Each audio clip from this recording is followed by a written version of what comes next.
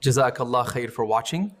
Please continue to like and share. It really helps the Bayt An-Nur community grow.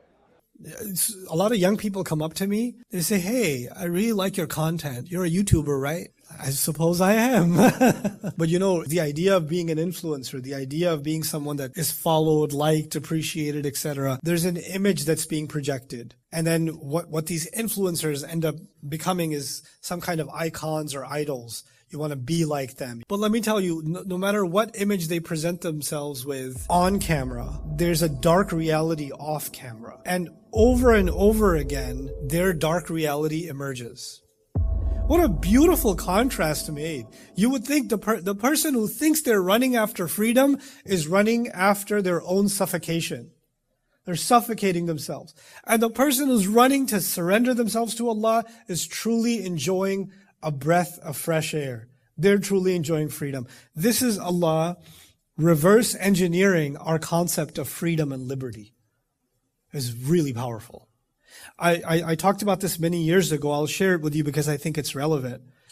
When I went to 8th grade in Pakistan, because my dad was stationed in Pakistan briefly, so 8th grade was in Pakistan. And before that, we were in Saudi. So in Saudi, we were also in Pakistani school. And Pakistani school is like an all boys school, and you have the uniform, right? Everybody's wearing the same exact clothes, so you can't really say, oh, this guy's white shirt. Everybody's wearing a white shirt, you know.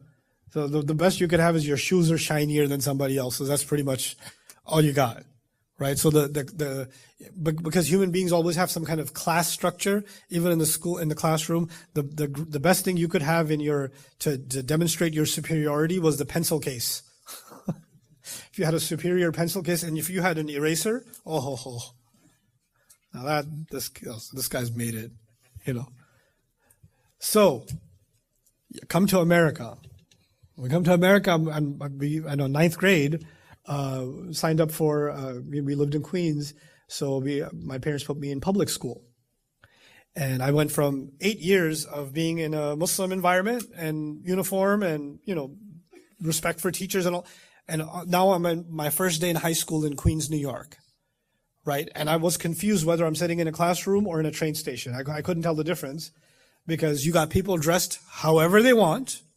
Some people not very dressed at all. You got some dudes with his feet up on the desk. Some dudes chewing gum, which is that would have been the death penalty in Pakistan. I don't know, you know. And the teacher's talking and people are talking to each other. They're not even listening. And for a moment, I was in shock. Like, what is this? What alt reality is this? But the reason I'm bringing up that time of my life, I realize these people can dress however they want. They can say whatever they want. They have freedom. I never saw freedom like that before in my life. But these people have so much freedom. They can even talk back to the teacher. They talk about their parents. They don't even say my dad or Baba. They say Frank. He's like, yeah, Samantha was giving me a hard time today. Who's Samantha? My mom. And you're alive? Right? They have freedom. But then after a couple of months, I realized something. There were the goth kids. There were the hip hop kids. There were the heavy metal kids. There were the, surfboard kids. There were different groups, and each one of them dressed a certain way. I mean, if you were on the hip hop side back in the day, you had extra baggy jeans. If you remember, some of you remember, you had to have the Nautica and the Tommy Hilfiger and the Timberland boots and all of that stuff. And you had to have t-shirts that were basically the size of thobes. They were like, they pretty covered your aura and then some, right? But they had a certain kind of uniform. And I was like, I thought they're free. Why are they dressing the same? Why are they talking the same? And you realize something. And I, by the way, if you don't fit in one of those groups, you're going to get bullied. If you just want to dress normal and go, yo, what's up with you? So now if you don't want to get beat up, or you don't want to get humiliated, you better put a hat on, you better put some extra baggy jeans on, you better do this, you better do, you better conform, you better put one of the uniforms on. In fact, you even had to walk a certain way to fit into a certain group. Each one of them had a different walk. You had to strut a certain way. What I'm trying to tell you is there's the illusion, there's the false image of freedom. There is no open chest. There is no, I can just be myself. I can breathe. No, I have to surrender to this group or this group or this group. But this isn't just about a high school in America in the 90s. This is about every society in the world and every age group in the world. There are people here that have daughters that are looking to get their daughters married. And their cousin already, those girls' cousins already got married. And they got married in some wedding hall here somewhere. And it was a nice wedding and all of that. And now they're about to get their daughter married and they have to keep up. They have to take a riba loan. They have to, get very overpriced, expensive catering. They have to invite at least 300 guests because their cousin invited 270. We got to beat the score. So we got to invite at least 300 guests. And you're going to put on all this difficulty on yourself. And you're going to give up Allah's guidance in the process.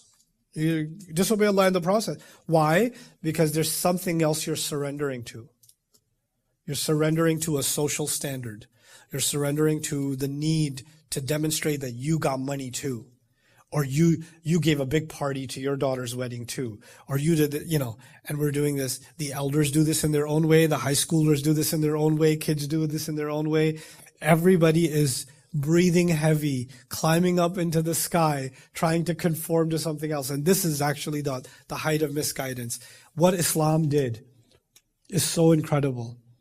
You didn't have to impress anybody. So long as you're doing the right thing, you're fine.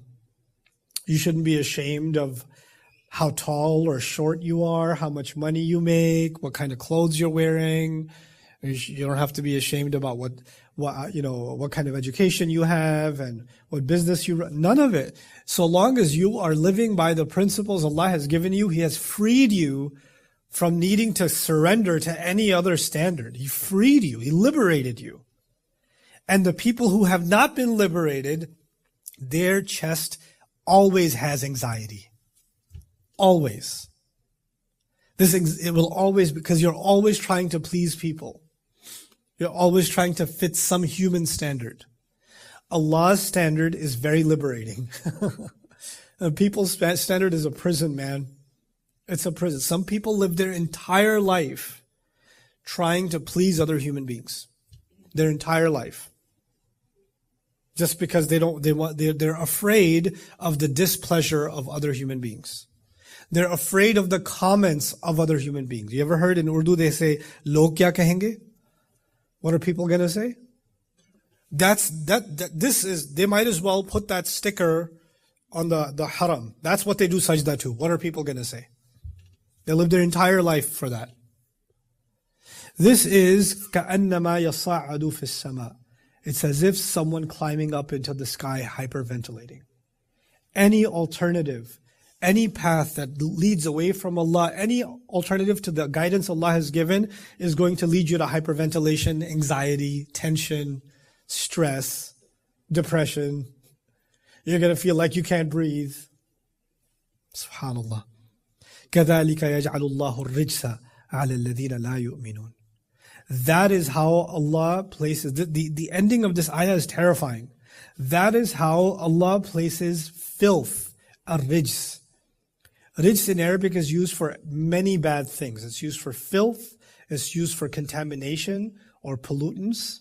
It's used for something that spoils something. Like if some rijs fell into your food, you can't eat the food anymore, or the water well is poisoned, etc. That's also rijs. It was also used for a very aggressive camel, rajas, ba'irun rajas, right? So it's bad stuff.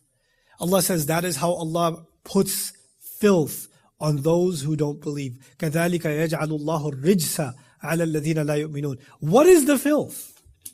What is the filth that Allah put on those who don't believe? The filth is these cultural, jahili, ignorant standards, these desires, this, what your nafs came up with, what social media came up with, what your consumerism came up with, is a bunch of filth that's eating away at you.